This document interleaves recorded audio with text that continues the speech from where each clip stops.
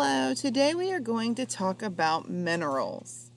As you can see, they are all different, just judging by this picture on the screen. All right, so there are five major characteristics of a mineral. The first one is that it has a definite chemical composition, meaning that it has a chemical formula that's always going to be made up of atoms, elements, and compounds. The second characteristic is that it is always going to be a solid. It always has a definite volume and it always has a definite shape. The third characteristic is that it is inorganic. Inorganic means it is not made up of any living things or remains of living things. So, example, it could not have been alive. When we talk about rocks, that's not the case because rocks can have fossils in them. Minerals are always made up of non-living things.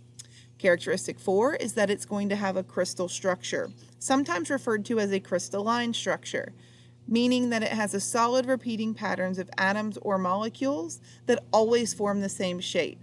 Certain different kinds of minerals, certain minerals and different kinds of minerals are always going to have repeating patterns. So like if you notice in this picture right here, this is quartz. All of the individual pieces of quartz still have that same structure, meaning they all appear similar even if their size is different. And then the fifth characteristic is that it is naturally occurring, meaning it does not get any assistance from humans. It occurs in nature on its own. So how are these minerals formed? Well, when magma and lava cool on or in the earth, basically what happens is the atoms join together to form different minerals. So those different minerals can be all sorts of minerals that we'll go into later, but a great example of this formation would be quartz, which was actually what you saw on the page before. So the second thing is they form by metamorphism, which is basically, it means to change. So a change is occurring. So extreme heat and pressure are going to break down bonds and make atoms reform from the original atom to a different atom. And when it does that, it creates a new mineral. So example would be carbon. After extreme heat and pressure can undergo a change, and that change turns it into a diamond. That's one of the reasons diamonds are so incredibly rare, is because it takes a long time to form and they form deep inside the earth.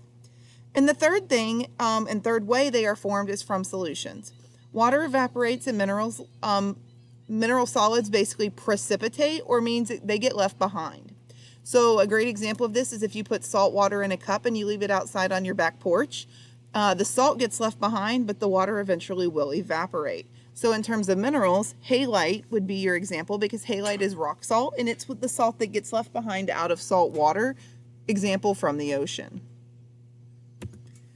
So minerals are classified two different ways. They are classified as either a silicate or a non-silicate. So if they are a silicate, it is going to be that they contain silicon and oxygen, meaning they both must be present for that mineral to be classified as a silicate. Two examples are feldspar and quartz. If you notice down here, these are some pictures we have by this little person. All of these contain silicon and oxygen. Non-silicates do not contain silicon and oxygen. They can contain one or the other, but not both. Elements such as these are examples of carbon, oxygen, fluorine, iron, and sulfur. And here are some pictures of non-silicates. All right, so there are several ways that you can identify a mineral, and they are through different properties. We'll start with the most basic, and then we'll move forward. So the first one is color, and color is literally what it says. It's the color the mineral actually is.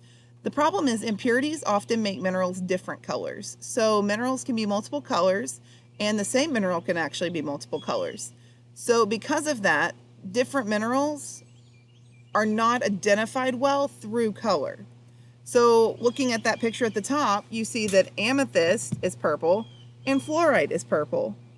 If all I tell you is it's purple, you can't identify which one of those is correct.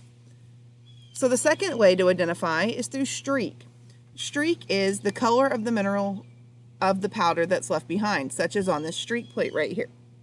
So in order to find the streak, you take the mineral and you scrape it against that plate, which is made of porcelain, and it leaves behind a streak color. That color is the powder of the actual mineral and the actual color of the mineral itself, oftentimes varying from the color of what you see on the surface.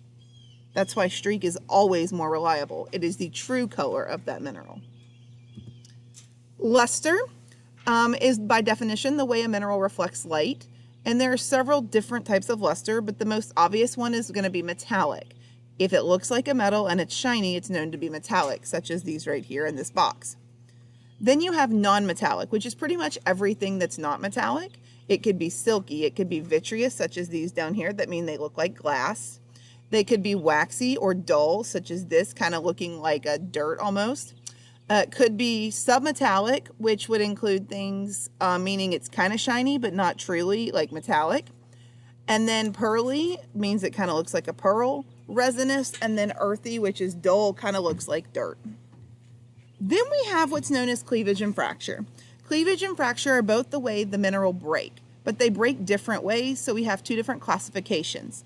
A cleavage is when it breaks along a smooth, flat surface. A great way to remember this is if you've ever had a piece of meat, you use a meat cleaver to cut that meat, and then your meat is just purely, simply sliced, just like a piece you would put on your sandwich. It's going to be flat. Whereas fracture is a break that's jagged or irregular, creating a random surface basically. Kind of like if you fracture your arm, it means it's not a clean break, meaning it's random, and they have to put it back together somehow through a cast. Just remember, 2 F's are never better than 1, so fracture and flat cannot go together. All right, density is another useful identification, and it's the amount of how much matter is in a given amount of space, often utilized in terms of math. Generally, it's measured in grams per centimeters, but it also is measured in grams per milliliters. And the higher the density, the heavier the actual mineral will feel in your hand when you hold it. And the formula for this is density equals mass divided by volume. So in order to solve for density, you have to take the mass, or what you would associate with the weight, and divide it by the volume that you would put into a graduated cylinder and measure the distance, or the difference between the water that was in there and the water that rose, the displacement.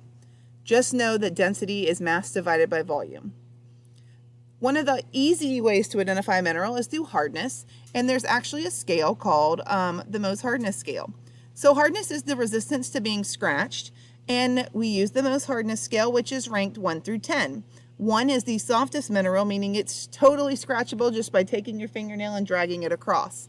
The hardest mineral is diamond, and the only thing that can actually scratch a diamond is another diamond. And then there are special properties. Now there are several special properties, but I focused on a few. So certain minerals possess something that no other minerals have, or maybe only 1 or 2 have. An example would be magnetism. So some minerals, or specifically one major mineral, is magnetic, meaning it would stick to a magnet just like the magnet sticks to the board. And that would be magnetite. Fluorescence means it would glow under black light or UV light.